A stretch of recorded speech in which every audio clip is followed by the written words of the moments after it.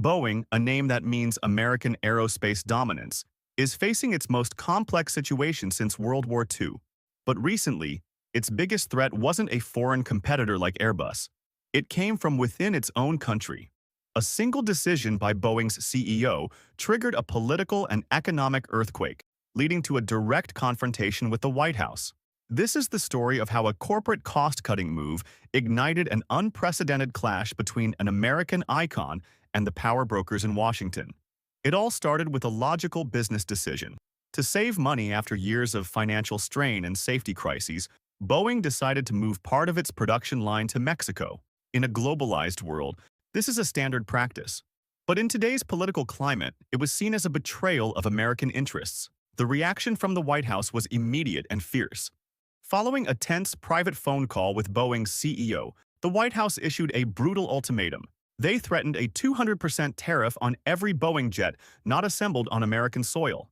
This was a direct attack on Boeing's home market, a space the company had dominated for decades.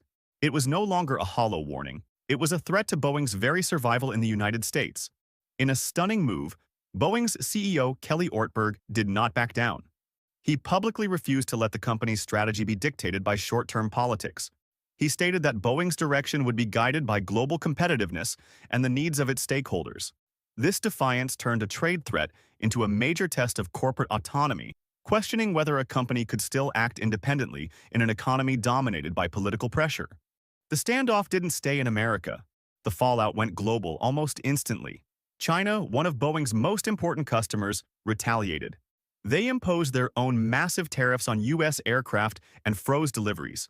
This left rows of brand-new multi-million-dollar jets stranded, unable to be delivered. The shockwaves from this political fight rippled through Boeing's entire supply chain, threatening jobs and businesses across the United States.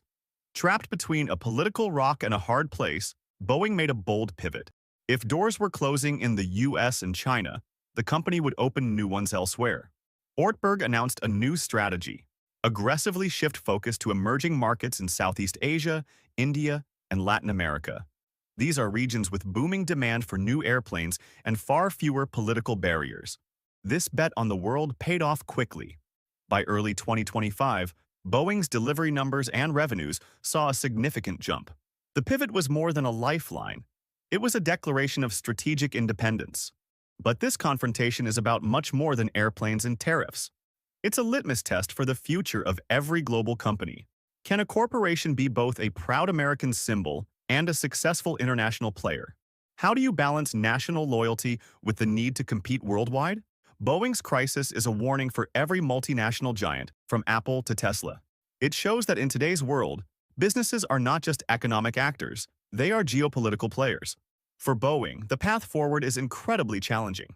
The company must continue to rebuild its reputation after devastating safety scandals, prove it can be a reliable partner to the U.S. government, and successfully navigate this new, fractured global landscape. Boeing's story is no longer just about building the best jets.